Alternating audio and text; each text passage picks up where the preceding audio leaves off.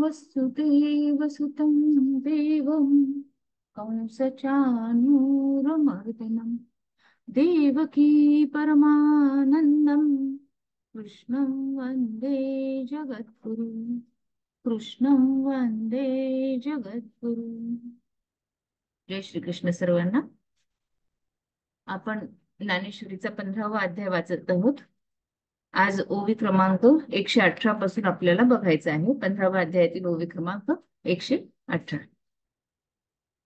आणि कही एक थोर यया अव्यक्तत्वाचा डगर आधी परी तो भीतर ऐसा आहे जैसा मेघाचे नी तोडे सिंधू एक आगे काढे आणि नदी एरीकडे भरतीची असती तेथ ओहटे ना चढे ऐसा परी पूर्णची आवडे परी ते फुली जवनु घडे मेघा नदीची ऐसे या रुखाचे होणे जाणे न तरके हातेनी वहिलेपणे म्हणून या ते लोक म्हणे अव्यय हा एरवी दीनशील पुरुष एचकपणेची संचक तैसा वयेची हा रुख अव्यय गमे जाता वेगे बहुवसे नवचे का भूमी रुतले असे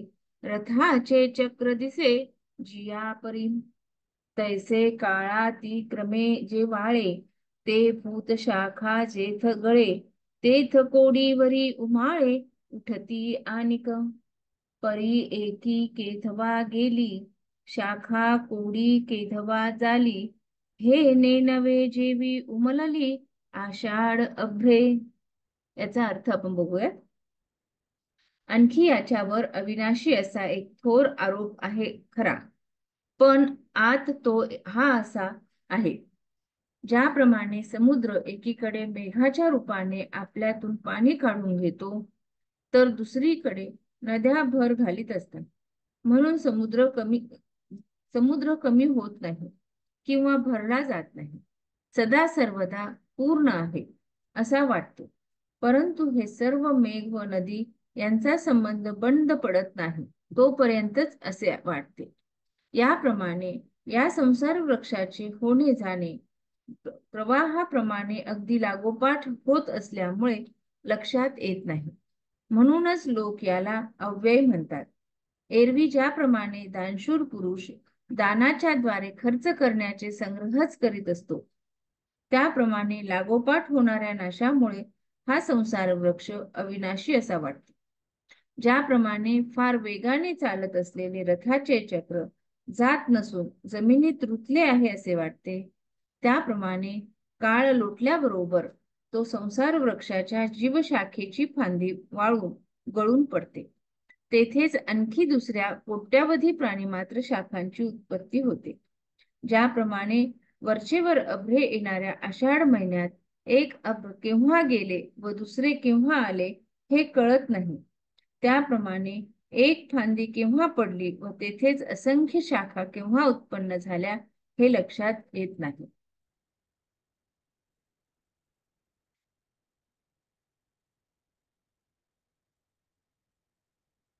दुसऱ्या ओव्या बघूयात. महाकल्पाच्या शेवटी उदेलिया उमळती सृष्टी तैसेची आणखीचे दाग उठी सासिन्नले संहार वाते प्रचंडे पडती प्रळयांतीची सालडे तव कल्पादीची झुंबाडे पाल्हे जती रिगे मन्वंतर मनु पुढे वंशावरी वंशाचे मांडे जैसी इशुवृद्धी कांडे न कांडे जिंके जेवी कलियुगांती कोरडी चहू युगांची साले सांडी तव कुतयुगाची पेली देवडी पडे पुढती वर्तते वर्ष जाये ते पुढीला मुळहारी होय जैसा दिवस आत की येत आहे हे चोजवेना जैसा वारियाचा झुळका सांदा ठाऊआ नव्हे देखा तैसिया उठती पडती शाखा नेनो किती एकी जिहाची डिरी तुटे तव देहांकुरी बहुवी फुटे ऐसे ऐसे निभवतरू हा वाटे अव्यय ऐसा. महाकल्पाच्या शेवटी प्रगट असलेल्या सृष्टी उन्मळून पडतात. त्याबरोबरच आणखी दुसऱ्या सृष्टीची पसरलेली अरण्य उदयास येतात. प्रलयकालच्या संहारक वायूंचे महाप्रलयाच्या अंती संसार वृक्षाच्या साली पडतात. तोच कल्पाच्या प्रारंभाचे नवीन सालीचे झुपकेच्या झुपके उत्पन्न होतात. ज्याप्रमाणे उसाची वृद्धी कांडाकांडांनी अधिक होत जाते, त्याप्रमाणे एका मन्वंतरानंतर दुसरा मनु व एका वंशानंतर दुसरी वंशावळी सुरू होते. कलियुग संपल्याबरोबर संसार वृक्ष चारी युगांची कवचे टाकून देतो व लगेच त्याला कृतयुगाची ओली साल 1.5 वाढीने प्राप्त होते. वर्तमान वृक्षाचे संपणे हेच पुढील वर्षाचे मूळ होते. ज्याप्रमाणे दिवस संपला की नवीन आला हे कळत नाही, त्याप्रमाणे वाऱ्याच्या झुळका सारख्या वाहत असल्यामुळे त्याचा सांधा समजत नाही. त्याप्रमाणे या संसार वृक्षाच्या शाखा किती पडतात व किती उत्पन्न होतात हे सांगता येत नाही. या संसार वृक्षाची एक देहरूपी डहाळी तुटते, तोच त्या ठिकाणी दुसरे दुष्फळ देहरूपी अंकुर उत्पन्न होतात. यामुळे हा संसार वृक्ष अव्यय आहे असा वाटतो. म्हणजे ज्या ठिकाणी आपण म्हणतो की एखादी फांदी गेली किंवा एखादा माणूस गळून पडला, तर त्याच ठिकाणी उत्पत्ती आहे की दुसरा माणूस जन्म घेतो आणि हे सतत चालू राहतं. म्हणून त्याला उत्पत्ती किंवा हे नाहीच आहे की ते संसार वृक्ष जो आहे तो अव्यय चालू असतो, की ह्या ज्या प्रोसेस आहे ह्या पूर्णपणे अविरतपणे आपले आपले काम करत राहतात. एक डहाळी जाणार दुसरी येणार, एक पान पडणार तर दुसरं पाणी येणार त्या झाडावर. तसंच एक माणूस किंवा एक जीव जर गेला तर आपण दुसरा जीव त्या ठिकाणी उत्पन्न होत असतो. अशा पद्धतीने जैसे वाहत, आता नेक्स्ट बघूयात, पुढचं बघूयात आपण. जैसे वाहते पाणी जाय वेगे, तैसेची आनिक मिळे मागे. एथ असंगती असी जे जगे, मानिजे संत. का लागोनी डोळा उघडे, तव कोडीवरी घडे मोडे. नेनतया तरंग आवडे, नित्य ऐसा. वायसा एके बिभुळे, दोहीकडे. डोळा चाळिता अपाडे, दोन्ही आधी ऐसे पडे, ऐसा पडे. भ्रम जेवी जगा. पै भिंगोरी निधिये पडली, ते गमे भूमीसी जैसी जडली. ऐसा वेगा अतिशय भुली, हेतू होय. हे बहु असो झाडिती, अंधारी भोवंडिता कोलती. ते दिसे जैसी अयती चक्राकार. हा संसार वृक्ष तैसा, मोडत मांडत सहसा. न देखोनी लोक पिसा, अव्यय मानी. पर्यायाचा वेग देखे, जो हा क्षणिक ऐसा ओळखे. जाणे कोणी वेळो निमिखे, होत जात. नाही अज्ञाना वाचुनी मूळ, ययाचे असिले पनटवाळ. ऐसे झाड सिनसाळ, देखिले जेने. तया ते गा पंडू सुता, मी सर्वज्ञही म्हणे जाणता. पै वाग्ब्रह्मी सिद्धांता, वंद्य तोची. योग जाताचे जोडले, तया एकासीची योगा गेले. किंबहुना जियाले, ज्ञानही तेने. हे असो बहु बोलणे, वाणिजेल तो कवणे. जो भवरूख जाणे, उखी ऐसा. ज्याप्रमाणे प्रवाहाचा एक लोट पुढे जातो, तोच मागून दुसरा लोट येतो. ते एका मागून एक येणारे लोट निरनिराळे असले तरी पाण्याचा अखंड एक प्रवाह दिसतो. त्याचप्रमाणे हा संसार वृक्ष क्षणोक्षणी नाश पावतो व उत्पन्न होतो. जरी उत्पत्ती नाशाच्या वेगामुळे तो अखंड एकरूप आहे असा वाटतो. डोळा लागून उघडतो तितक्या अवकाशात तरंगाच्या कोट्यावधी घडामोडी होतात, पण अज्ञानी पुरुषाला ती एकच लहरी आहे असे वाटते. कावळ्याला एक बुबुळ असते व तेच बुबुळ तो दोन्ही डोळ्यात वेगाने फिरवितो, पण त्याला 2 डोळे आहेत असा भ्रम पाहणाऱ्यांना होतो. जमिनीवर वेगाने भोवरा फिरवला असता जसा तो जमिनीत स्थिर झाला असा वाटतो, त्याप्रमाणे अतिशय वेगच भ्रमाला कारण होते. या विषय विस्तार पुरे पेटलेला टेंभा अंधारात अतिशय वेगाने फिरविला असता तो जसा सहजच चक्राकार दिसतो, त्याप्रमाणे हा संसार वृक्षही वेगातिशयाने नाश पावत व उत्पन्न होत असल्यामुळे ते न जाणणारे अज्ञानी लोक त्याला अव्यय मानतात. या वेगाकडे जो लक्ष देतो तो हा संसार वृक्ष एका निमिषात कोटी वेळा उत्पन्न होतो व नाश पावतो म्हणून क्षणिक आहे असे मानतो. या संसार वृक्षाचे अज्ञाना वाचून दुसरे मूळ नाही. ज्याचे अस्तित्व खोटे आहे असे झाड क्षणिक आहे. हे ज्यांनी जाणले, हे अर्जुना, तोच वेदांत सिद्धांताला खरोखर जाणणारा व तोच पूज्य आहे असे सर्वज्ञ असा मी म्हणतो. सर्व प्रकारच्या योग प्रक्रियेने प्राप्त होणारे फळ त्यालाच प्राप्त झाले एवढेच नाही, तर त्याच्याच योगाने ज्ञान जिवंत राहते. हा पाल्हाळ पुरे. जो हा संसार वृक्ष खोटा आहे असे जाणतो, त्याचे महात्म्य कोण वर्णन करू शकेल? बघा, या ठिकाणी सांगितलेलं आहे की एक एक जो पाण्याचा लोट आहे तो इतका फास्ट असतो की आपल्याला त्याच्यामधली हालचालही कळत नाही. आपण फक्त म्हणतो की एका वाटेवर लाटा येतात, तर त्या लाटेच्या दोन लाटेंच्या मध्ये जे काही खळबळ माजलेली असते ती आपल्या अज्ञानाला कळत नाही, असे यामध्ये पूर्ण सांगितलेलं आहे. नेक्स्ट नंतरच बघूया. अधश्चोर्ध्व प्रसुता तस्य शाखा पुनः प्रवृद्धा विषय प्रवालाः अधश्च मूलाननुसंततानि कर्मानुबंधीनि मनुष्य लोके. याचा अर्थ आहे, या संसार वृक्षाच्या फांद्या खालीवर पसरल्या आहेत व त्या सत्व रज तम या 3 गुणांनी वाढल्या आहेत. विषय हे त्याची पानरूपी अंकुरे होत. मनुष्य लोकात कर्मांना कारण होणारी वासनारूपी मुळे खाली पसरली आहे. याच्याबद्दलच्या आता आपण ओव्या बघूयात. मग ययाची प्रपंच रूपा अधोषा खिया पादया डाहाळिया जाती उमपा ऊर्ध्वाही उजू आणि आधी फाकली डोळे तिये होती मुळे तयाही तळी पघळे वेल पालवम. ऐसे जे आम्ही म्हणितले उपक्रमी तेही परिसे सुगमी बोली सांगो. तरी बद्धमूळ अज्ञाने महदादी की सासने वेदांची थोरवणे घेऊन या. परी आधी तव स्वेदज जरायुज उद्विज अंडज हे बुडोनी महाभुज उठती चारी.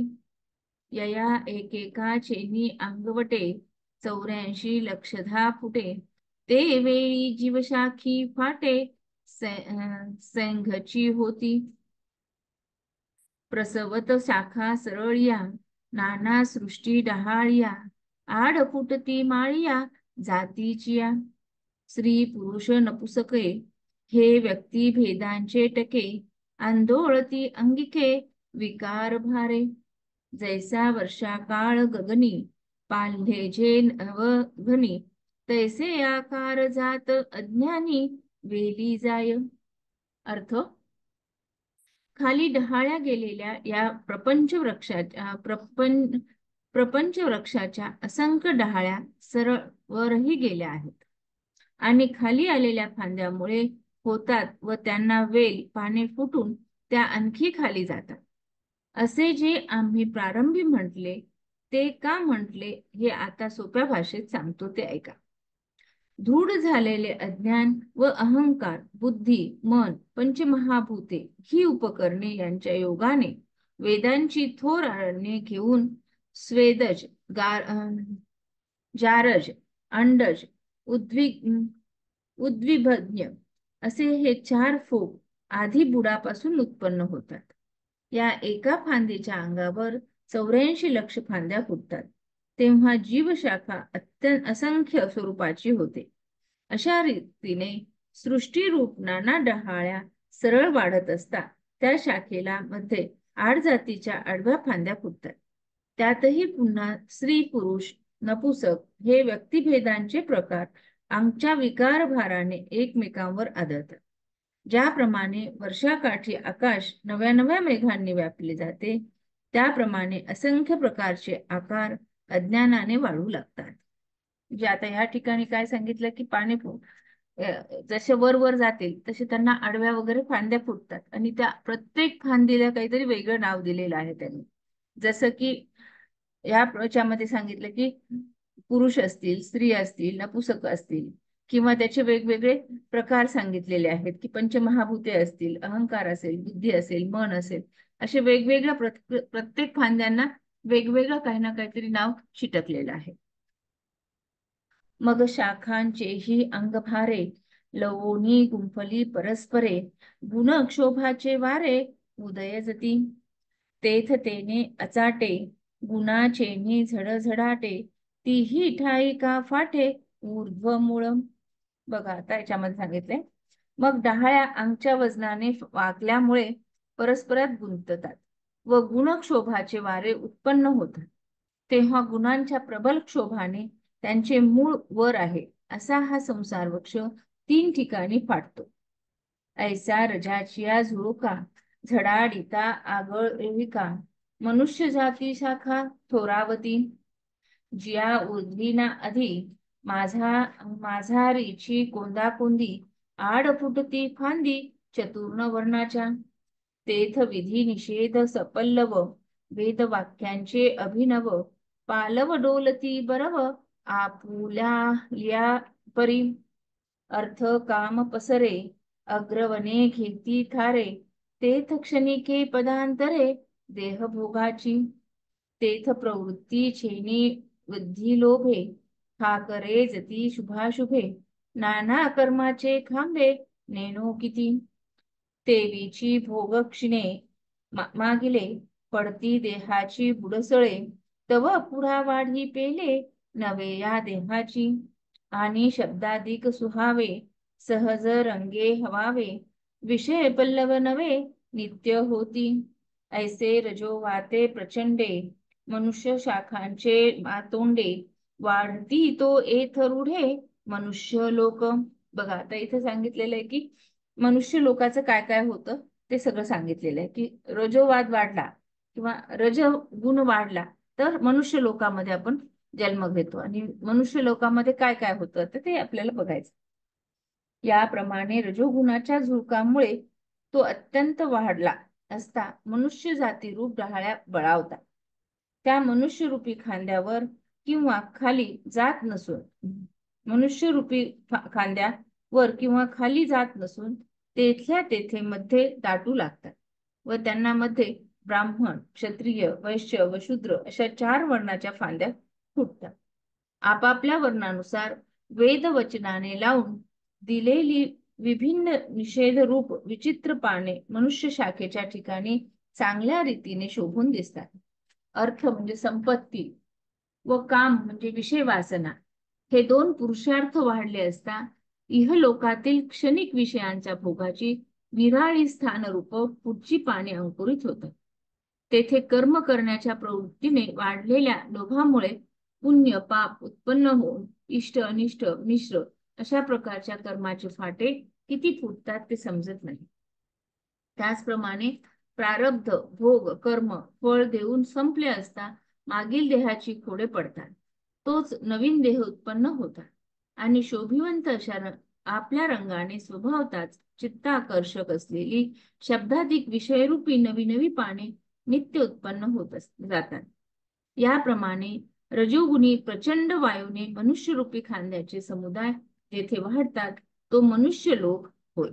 बघा तिथे सांगितलं की मनुष्य लोकाचं काय काय आहे. मग त्याच्या फांद्या वाढायला लागल्या की 4 वर्ण तयार होतात. की 4 वर्ण कुठले कुठले तर ब्राह्मण, क्षत्रिय, त्याच्यानंतर वैश्य आणि शूद्र. मग ह्यानंतर काय होतं की मनुष्य लोकांच्या ठिकाणी चांगले अर्थ म्हणजे पैसा आणि काम म्हणजे विषय वासना हे 2 पुरुषार्थ सुद्धा त्याच्यासोबतच वाढायला सुरुवात होती. आणि ह्या पुरुषार्थासोबत काय होतं की भोगाची निरनिराळी इच्छा ते पण अंकुरित व्हायला सुरुवात होती.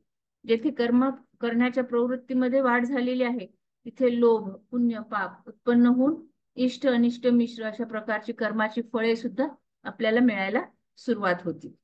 आणि हे सगळे भोग कर्म फळ देऊन संपले असता मागील देहाची खोडे म्हणजे हे सगळं झालं की जे जुने मनुष्य लोक आहेत ते काय होतं, पडायला सुरुवात होती. पडायला सुरुवात होती म्हणजे मरण पावतात. आणि दुसरी जी लोक आहेत, ती नवीन जीव आपला परत उदयाला यायला सुरुवात होती.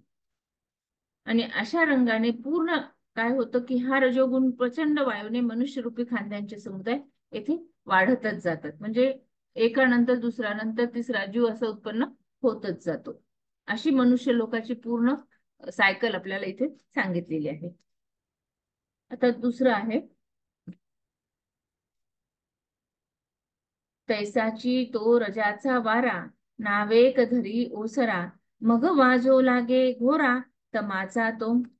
तेधवा याचिया मनुष्य शाखा, नीच वासना अधि देखा, पाल्हे जती रहाळिका कुकर्माचिया. अप्रवृत्तीचे खनुवाळे, क्रोभ निगती सरळे, घेत पान पाल्लव डाळे प्रमादाची. बोलती निषेध नियमे, जिया रुचा यजुसामे, तो पाला तया घुमे टके यावरी. प्रतिपादिती अभिचार, आगमजे परमार, तीही पाणी घेती प्रसर वासना वेली. तव तव होती थोराडे कर्माची तळबुडे, आणि जन्मशाखा पुढे पुढे घेती धाव. तेथ चांडाळादी निकृष्टा, दोष जातीच्या थोर फाटा, जाळ पडे कर्मभ्रष्टा भुलोनिया. पशु पक्षी सुकर, व्याघ्र वृश्चिक विखार, हे आड शाखा निकर थोरावती. परी ऐशा शाखा पांडवा, सर्वांगीही नित्य नवा, नरक भोग यावा फळाचा तो. आणि सिंहा विषय पुढारी, कुकर्म संघे धूरधरी, जन्मवरी आगारी वाढतीची असे.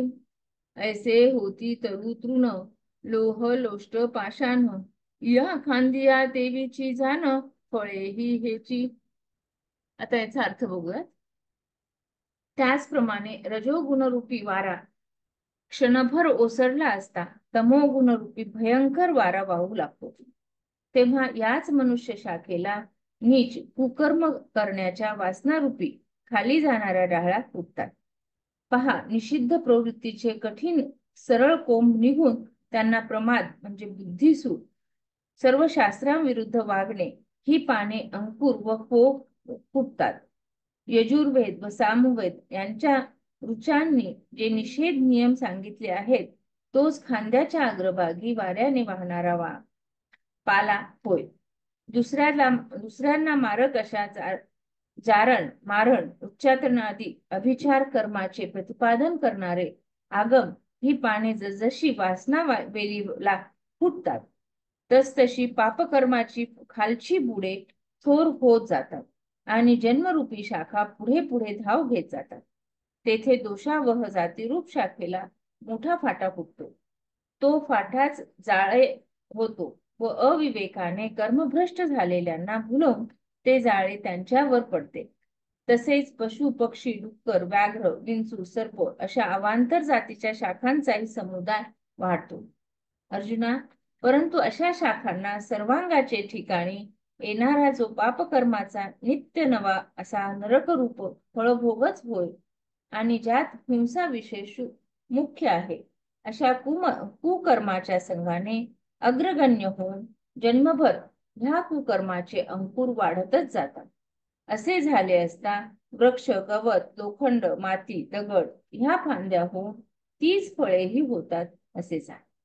म्हणजे या ठिकाणी आता काय सांगितलेलं आहे की जसं जसं रजोगुण वाढलेला आहे, त्याच्यासोबतच तमोगुण सुद्धा वाढत जातो. आणि मग तमोगुणामध्ये काय काय झालेलं आहे, तर आपली बुद्धी भ्रष्ट होती म्हणा, त्याची पानं वाढतात, त्याचे जे काही आहेत त्याच्यामुळं तिथल्या तिथेच घर जाळं तयार करायला सुरुवात होती. अशा पद्धतीने इथे सांगितलेलं आहे की एक एक एक एक तमोगुणाच्या जेवढ्या काही गोष्टी आहेत त्या सुद्धा सोबतच वाढायला सुरुवात होती. पुढचं बघूयात. अर्जुना, या अवधारी मनुष्या लागोनी या परी, बुद्धी स्थावरांतवरी अधोशाखांची. अर्जुना ऐक, मनुष्यापासून स्थावरापर्यंत अशी खाली जाणाऱ्या फांद्यांची वाढ होते. म्हणून जे मनुष्य डाळे येई जाणावी अधिची मुळे, जे येथोनी हा पगळे संसार तरू. एरवी ऊर्ध्वीचे पार्था, मुदल मूळ पाहता, अर्धीचिया मध्यस्था शाखा या. परी तामसी सात्विकी, सुकृत दुष्कृतात्मकी, विरूढती या शाखी अधो अधोर्ध्वशिया. म्हणजे याचा अर्थ असा आहे, असा हा संसार वृक्ष खाली मनुष्यापासून वाढतो, म्हणून मनुष्य रूप डहाळ्या ह्याच खालच्या खांद्यांनी मुळे आहेत. अर्जुना, साधारणतः वरचे मुख्य अज्ञान मूळ लक्षात घेता मनुष्य शाखा ह्या खाली गेलेल्या मध्यस्थ शाखा आहेत. ह्या मनुष्य शाखेच्या ठिकाणीच तमोगुणी म्हणून पायरूप व सत्वगुणी पुण्यरूप अशा खालच्या वरच्या शाखा वाढतात.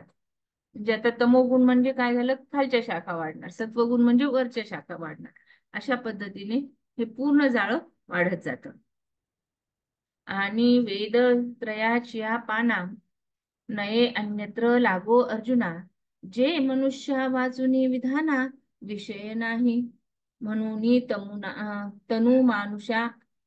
तनु मानुषा या ऊर्ध्व मुळोनी जरी शाखा, तरी कर्म बुद्धीसी देखा येची मुळे. आणि आणि तरी झाडी शाखा वाढता मूळ गाढी, मूळ गाढे तव वाढी पैस आधी. तैसेची या शरीरा कर्म तव देहा संसारा, आणि देह तव व्यापारा ना म्हणोची नये. म्हणून देहे मानुषे ये मुळे होती न चुके, ऐसे जग जनके बोलिले तेने.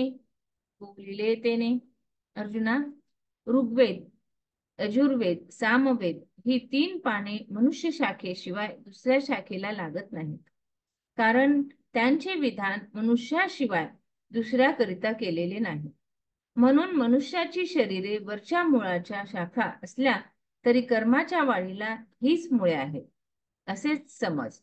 आणि इतर लौकिक झाडांच्या ठिकाणी असे दिसते की जसजशा यांच्या फांद्या मोठ्या होतात तसतशी त्याची मुळे ही जमिनीत दृढबद्ध होतात, आणि मुळे जमिनीत जसजशी बळकट होतात तसा झाडांचा विस्तार वाढत जातो. तसेच या शरीराचे आहे, कर्म आहे तोपर्यंत देहाला व संसाराला येणे आहे, व देह आहे तोपर्यंत कर्म नाही असे म्हणता येत नाही. म्हणून मनुष्य देह हा मुळे वाचून राहत नाही असे जगाचा पिता भगवान श्रीकृष्ण यांनी सांगितले. म्हणजे याच्यामध्ये काय सांगितलं की ऋग्वेद, यजुर्वेद, सामवेद आणि ह्या 3 पानांचे मनुष्याशिवाय दुसऱ्या शाखेला लागत नाही. हे ज्या शाखा आहेत ह्या फक्त मनुष्य शाखेलाच लागतात. आणि म्हणून मग हे जे मूळ आहेत ते कर्मावर आधारित आहेत. संसार जे आहे तो कर्मावर आधारित आहे असे म्हणता येते. म्हणूनच मनुष्य देह हा मुळे झाल्या वाचून राहत नाही. म्हणजे कर्मदेह आहे म्हणजे त्याला मूळ निर्माण झालेला आहे, आणि ते मूळ जे आहे ते पुढे त्याच्याशिवाय त्या शाखा वाढूच शकत नाही असं त्यांचं म्हणणं आहे. पुढचं, मग तमाचे ते दारुण स्थिरावलेल्या वा उधान, सत्वाची सुटे सत्रान वाहू उटळी. ते याची मनुष्याकारा मुळी सुवासना निगती आरा, घेऊनी फुटती कोंबारा सुकृतांकुरी. उकलतेनी उन्मेखे प्रज्ञा कुशलतेची तिखे, डिरिया निघती निमिखे बाबळे जुनी. मतीचे सोट व्हावे घालिती स्फूर्तीचे धावे, बुद्धी प्रकाश घे धावे विवेकावरी. तेथ मेधारसे अस गर्भ आस्था पत्री सबोंब, सरळ निघती कोंभ सत्वतीचे. सदाचाराचिया सहसा टका उठती बहुवसा, घुमघुमी ती घोषा वेद पद्याच्या. शिष्टागम विधाने विविध याग विताने, ये पानावरी पाने पाले जती. मग तमोगुणाची भयंकर वावळट थांबली की सत्वगुणाची मोठी वावटळ वाहू लागते. तेव्हा याच मनुष्याकाराच्या मुळाच्या ठिकाणी सद्वासनेचे कोंब निघून त्याला पुण्याचे अंकुर येतात. ज्ञानाची वृद्धी होऊन बुद्धीच्या चातुर्याच्या तीक्ष्ण डिऱ्या एका क्षणात पुष्कळ उत्पन्न होतात. ज्ञानशक्तीचे लांब सोड स्फूर्तीने बळ देतात व बुद्धीचा प्रकाश विवेकापर्यंत, विवेक म्हणजे कल्याणाचे काम व अकल्याणाचे काय ते समजणे, धाव घेतो. तेथे स्मरणशक्ती रसाने गर्भयुक्त होऊन ब्रह्मारूप पानाच्या ठिकाणी सद्वृत्तीने शास्त्रानुसार वर्तनाचे सुशोभित असे सरळ कोंब निघतात. मग सहजगत्या सदाचाराने पुष्कळ अग्रभाग पुढे येतात व वेद शब्दाचा घोष करू लागतात. वेद प्राणी मात्र वेदाचे प्रामाण्य मान्य करणे व शिष्टाचे लक्षण होय. अशी शिष्टांनी केलेल्या आगमातील विधाने म्हणजे स्मृती ग्रंथातील आचाररूप विधाने व नाना प्रकारच्या यागांचा विस्तार ही पानांवर पाने फुटू लागतात. म्हणजे आता याच्यामध्ये सांगितलेलं आहे की तमोगुणाची भयंकर वावटळ थांबली की मग तमोगुण कमी होत गेला की त्याच्यामध्ये काय होतं की सत्वगुण वाढायला सुरुवात होती. फक्त सत्वगुणाची मोठी वावटळ सुरू होते. मग आता सत्वगुणाला म्हणजे काय काय होतं त्याच्यामध्ये, तर विवेक हा उत्पन्न होतो म्हणा. तर विवेक होऊन आपल्या बुद्धीला समजायला सुरुवात होती की बुद्धीच्या चातुर्याने तीक्ष्ण डिऱ्या एका क्षणात पुष्कळ उत्पन्न होतात. त्याच्या शाखा निर्माण व्हायला सुरुवात होती. बुद्धीचा प्रकाश आपल्याला विवेकापर्यंत नेण्यासाठी कारणीभूत होतो. अशा प्रकाश बऱ्याचशे जग सत्वगुणांच्या गोष्टी आहेत त्या वाढीस लागायला सुरुवात होते. आता पुढचं बघूया. ऐशा यमदमी घोसाळ्या उठली तपाचिया डहाळ्या देती वैराग्य शाखा कवळ्या वेल्हाळपणे विशिष्ठा व्रतांचे फोक धीराच्या अनगटी दीख जन्मवेगे ऊर्ध्वमुख उंचावती माझी वेदांचा पाला दाट तो करी सुविद्येचा झडझडाट जव वाजे अचाट सत्व अनिळ तेथ धर्मडाळ वाहाळी दिसती जन्मशाखा सरळी तिया आड फाटती फळी स्वर्गादिकी पुढा उपरती रांगे लोहिवी धर्म मोक्षाची शाखा पालवी पाल्हा जत नित्य नवी वाढतीची असे. अशा यमदमाचे घोस लागलेल्या तपाच्या डहाळ्या उठतात व त्याला वैराग्याच्या शाखा पोखावून आलिंगन देतात. धैर्यरूपी अग्राने तीक्ष्ण असलेल्या विशिष्ट व्रतांचे फोक उत्पन्न होण्याच्या वेगाने वर मुख करून उंच जातात. जोपर्यंत सत्ववृद्धी रूप वायू झपाट्याने वाहतो तोपर्यंत वेदरूपी दाट पाला त्यात सुविद्येचा झंझणाट करीत राहतो. तेथे विस्तारलेल्या धर्मरूपी डहाळीत ज्या जन्मरूपी सरळ शाखा दिसतात त्या स्वर्गादी फलरूपाने आडव्या फुटलेल्या असतात. रागे म्हणजे विषयभोगाच्या आसक्तीमुळे लाल झालेली धर्मशाखा फुटते व वैराग्याने मोक्ष शाखा फुटते. त्या विस्तार पाहून नित्य नवीन वाढतच असतात. म्हणजे आता हे पूर्ण काय आहे तर सत्वगुणाच्या फांद्या कशा फुटतात हे सांगितलेलं आहे यामध्ये थोडक्यात. आता पुढे बघूयात. पय रवी चंद्रादी ग्रहवर पितृ ऋषी विद्याधर हे आड शाखा प्रकार पैस घेती याही पासून उंचवडे बुढले फळाचे नि बुडे इंद्रादिक ते मांदोडे थोर शाखांचे मग तयाही उपरी डहाळ्या तपोधनी उंचावलिया मरीची कश्यपादी या उपरी शाखा एवं माळवाळी उत्तरोत्तर ऊर्ध्व शाखांचा पैसार बुडी जाना अग्री थोर फळाढ्य हा वरी उपरी शाखा ही पाठी एती फळभार जे किरीटी ते ब्रह्मेशात अनगटी कोंभ निगती. आता पुढे सांगितले मग रविचंद्राची श्रेष्ठ ग्रह पितर ऋषी विद्याधर ह्या आड शाखा विस्तार पावतात. यांच्याही पेक्षा उंच गेलेल्या इंद्राधिक मोठ्या शाखांचे झुंबाडे आहेत. त्यांची बुडे फळांनी झाकली आहेत. त्यांच्याही वर तपोधनाचे उंच गेलेल्या मरीची कश्यपादी वरच्या शाखा आहेत.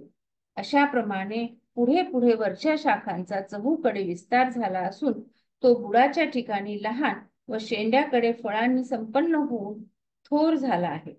या वरच्या शाखांच्या नंतरही ज्या शाखा फळांनी भरून येतात अर्जुना, त्या ब्रह्मलोक व शिवलोक रूप अनुकुचिदार कोंब होय.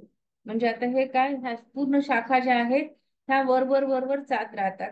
कोणी आडव्या शाखा असतात तर कोणी वर जाणारे कोंब असतात. त्याच्यामध्ये सांगितले त्यांनी की आता प्रत्येक चंद्र आहे, सूर्य आहे, ग्रह आहेत, पितर आहेत, सगळ्याचा विस्तार पावतो पूर्णपणे. तसंच इंद्रलोकाचा पण विस्तार पूर्णपणे होऊन जातो आणि हे हळूहळू कोंब वाढत जातात म्हणून सांगितलेलं आहे. तर ते जे कोंब आहेत ते ब्रह्मलोकापर्यंत, शिवलोकापर्यंत पूर्ण कोंब वाढत जातात असं त्यांचं मत आहे. आता म्हणजे हा जो वृक्ष आहे हा हळूहळू हळूहळू तो वाढत गेलेला आहे.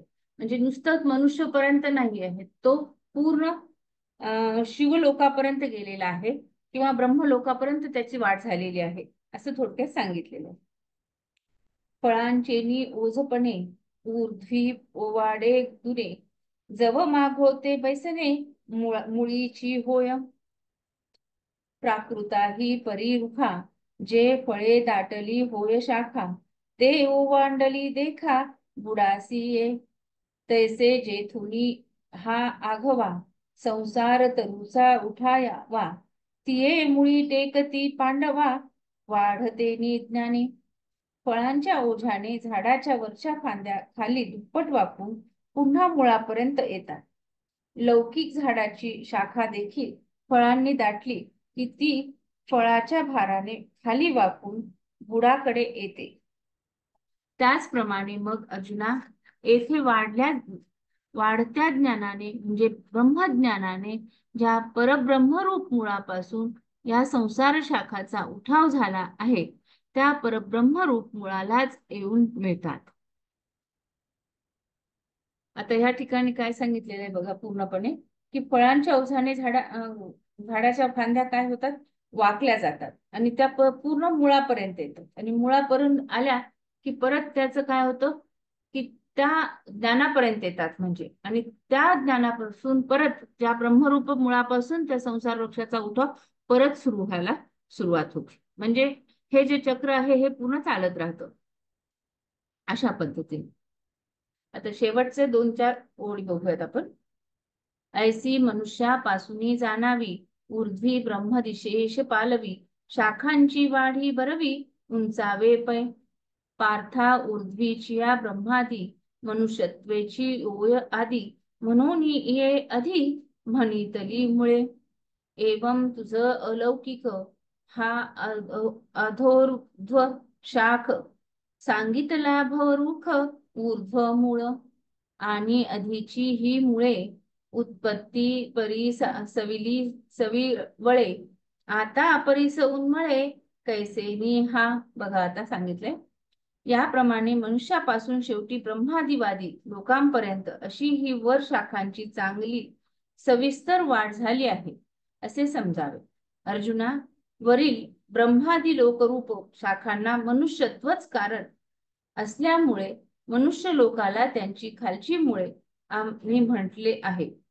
याप्रमाणे अर्जुना, ज्याच्या खांद्या खाली वर गेल्या आहेत व मूळ वर आहे अशा या अलौकिक संसार वृक्षाचे वर्णन तुला सांगितले आणि या संसार वृक्षाच्या खालच्या मुळाविषयीची खुलासेवार उपपत्ती तुला ऐकविली. आता हा वृक्ष कशाने उघडला जातो ते सांगतो ऐक. उपटला जातो ते ऐक.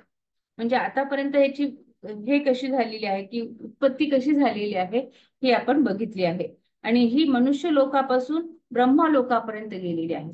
तर मनुष्य लोक हे ज्याचं मूळ असेल तर ब्रह्मलोकापर्यंत त्याच्या फांद्या ह्या गेलेल्या आहेत म्हणून सांगितलं. तर अशा पद्धतीने ही उत्पत्ती पूर्ण झालेली आहे. आता आपल्याला पुढच्या 50 श्लोकामध्ये बघायचं आहे की हा वृक्ष म्हणजे हा एक मायाजाळ आहे. तर हा वृक्ष कशाने उपटला जातो म्हणा किंवा कशाने आपण त्याला कापू शकतो हे आपल्याला पुढच्या अध्यायामध्ये बघायचं आहे. जय श्री कृष्ण सर्वांना. आपण इथे थांबूयात आता.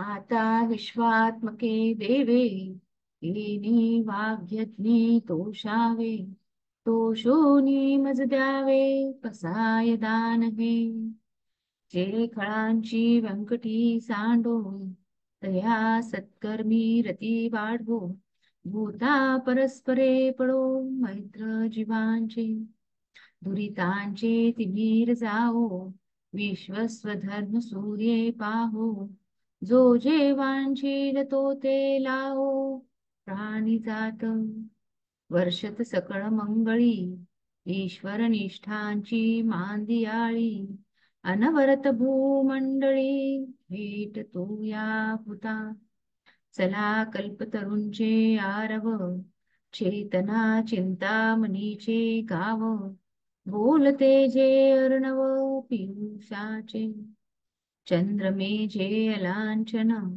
मार्तंड जे तापहीन ते सर्वाही सदा सज्जन सोय रे होत किंबहुना सर्व सुखी पूर्ण होऊन तिही लोकी भजी जो आदि पुरुखी अखंडित आणि ग्रंथोपजीव्ये विशेषी लोकी ये दृष्टादृष्ट विजये होवावेची तेथ म्हणे श्री विश्वेश्वराऊ हा होईल दान पसाओ येणे वरे ज्ञान देव सुखिया झाला येणे वरे ज्ञान देव सुखिया झाला ज्ञानेश्वर महाराज की जय.